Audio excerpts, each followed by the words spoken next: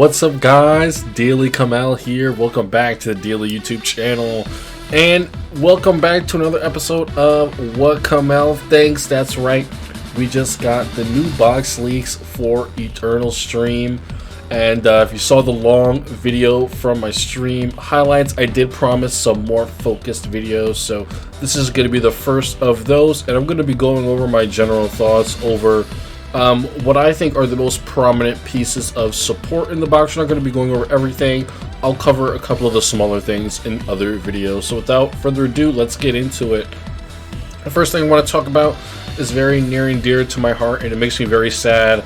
The Photon support in this box, despite Neo Galaxy S Photon Dragon being the cover card, it is not, the support here is not very good to support this monster. So essentially, Neo Galaxy S Photon Dragon benefits a lot from having Galaxy S Photon Dragon used as an Xyz material, because if it is summoned that way, then it negates all other monster effects on the field. Now, Neo Galaxy S Photon Dragon's other effect, where it will gain attack points during the battle phase, and then, you know, gain an extra attack, whatever. That is fine. It's still a very powerful offensive card. However, what separates this card from being an okay card from being a great card is that first effect, negating all monster effects. So summoning that, you're going to need a Galaxy S Photon Dragon and 3 level 8 monsters, which if you know the Photon deck, that is really rough. So Konami is trying to tell you to use this other card, Eternal Galaxy, to summon it, which allows you to change your Starliege Lord Galaxion into this monster. But if you do that, you do not get the first effect that negates all monster effects, and that is what makes the pull of this card so good and what would make Photons good. So if you do not get that effect, Photons are again just a real beat 'em up deck that lack continuous resources after your first turn of explosion. And you know, the primary way of summoning this card not being using Galaxy S Photon Dragon does make it very weak. Now, some people were saying you can use the skill Shifting Up, but if you're using the skill Shifting Up, then you're not using Galaxy Photon, and you don't have quick access to Eternal Galaxy or your other powerful spells and traps. So that's it for Photons. I do not think it is worth going into the box if all you want are Photons. Now, what I really think you should go into the box for are Firefist. Firefist are looking very strong. They have a lot of support.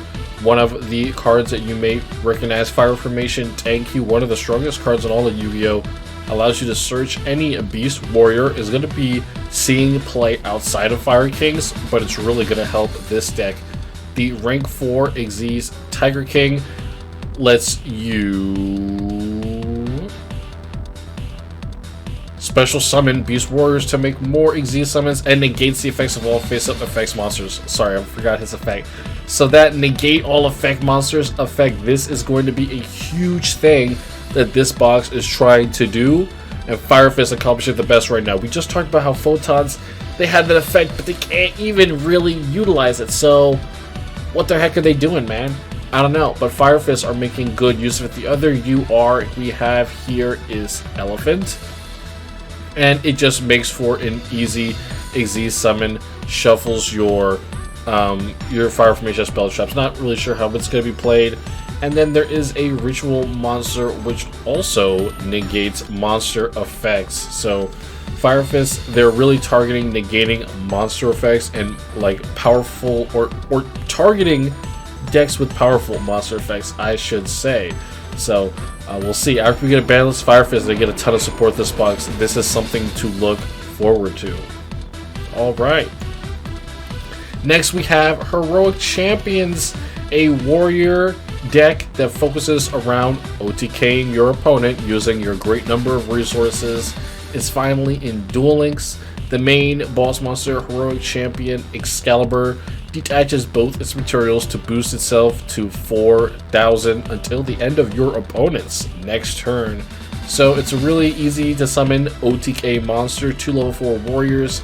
Onomats are going to be able to summon this monster extremely easily. And then the main deck monster to go along with Heroic Challengers is Assault Halberd. You can special summon this card from the hand if your opponent controls a monster and you don't. It inflicts piercing And if it inflicts damage, you can search a heroic card to your hand. So it's a search, it's a Cyber Dragon, it does piercing.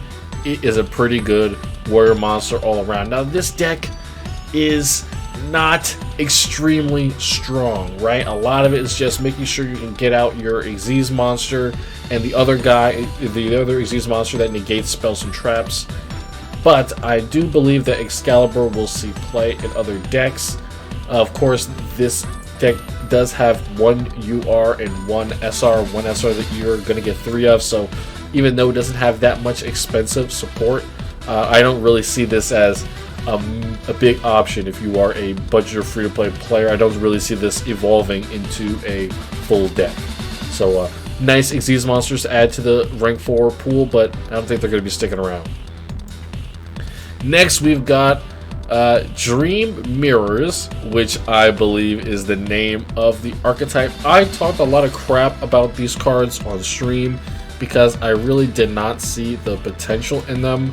And looking closer at them, I think that they are more like a Triamid type control deck in how they are able to tribute themselves to summon the other forms and swap out the field spells so that they can get different effects. So essentially, the two guys on the left here, the Dream Mirror Sprite and the Dream Mirror Mara, these are the level 1s, and then you contribute them during the main phase to summon these guys, the level 8s, and then you can tribute them also for some level 4s that get the level 8s back to your hand. Now the level 8s have the good effects. The dark one, which is why I have him on screen, he targets one card on the field and destroys it. So that's your main offensive effect. The light, level 8, which is the version of the monster up here, that one just cannot be destroyed by battle or card effects and has 2800 defense. So, as well, the field spells have some unique effects. The field spell will be burning you for 150 in Duel Links, likely 150 damage. That's it. And then with the light field spell, your opponent's monsters cannot be targeted by card effects, which is pretty huge. So we will have to see how this deck evolves. Again, I think it's going to be something more like Triamids, maybe where like its power is not extremely obvious. It's probably going to come out in how you outplay your opponent and utilize your resources over the course of a long duel, you know, like weather patterns like Triamids, something like that.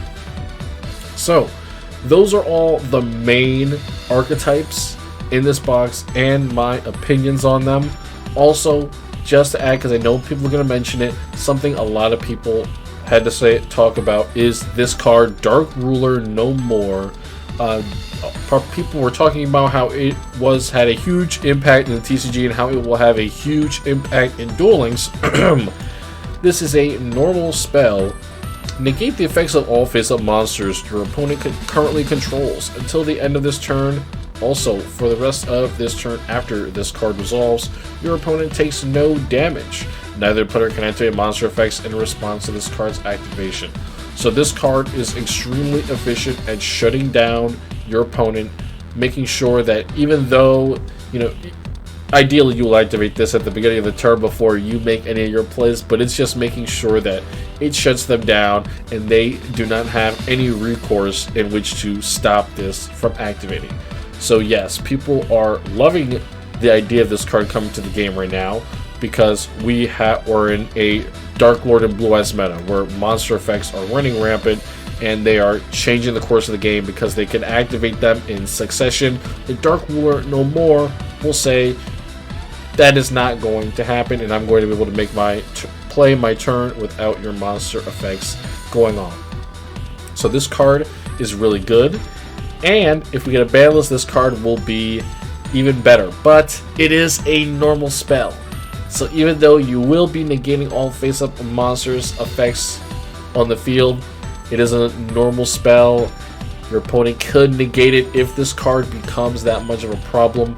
That is always something to consider when thinking about how OP a card like this will be, right? If it ever gets out of control, there are quick, easy options that decks can main deck to deal with it. So I don't think it will be getting too out of control, but yes, I do agree that this will be a powerful tank card, and that if you have the gems lying around, if you're a competitive player, I would definitely pick one or two up. Don't know how much people are going to use them in their side deck. So that's it. All around, my opinions on the new box. This is definitely a different approach that they are taking. Firefist, a deck that hasn't gotten support since the Secret Era, but is an Xyz archetype. They're finally deciding to bring them around, so I am really happy about that. And I want that deck to be tiered and be played at the competitive level. As for the other things in this box, I think it is really disgusting that Neo Galaxy Eyes is the cover card of this box, and there is only one other trap card for Photon and Galaxy support. This means that if this archetype is really going to come to Duel Links and, have both archetypes, Galaxy and Photon, that they're planning on stretching it out to what looks like 3 to 4 boxes. And it is not looking good if you want to play Photons or Galaxy efficiently. And by the time that comes out, who knows how long it will be. A lot of people are speculating that Zex will last for 2 years. If Zex will last for 2 years, you could be waiting 2 years to play Galaxy Knight, Galaxy Expedition. So, I don't know. I have lost all hope for Photons. I think they are dead in Duel Links until further notice. Don't even have any hope about playing them, unfortunately. Sorry. So, Photon rant aside, I think that this box is good for people who are interested in updating archetypes that they already have. I do not think that there is anything here that you absolutely must have right away. As always, I think that you're going to want to wait until the first couple weeks of tournament results. There's nothing here that just shouts you have to have it. Maybe Dark Ruler No More will be pretty good, but other than that, I think you can wait to see the effectiveness of everything else. So, peace out, guys. I'm going to be out, and we'll see you around. Raid Shadow Legends, get in there!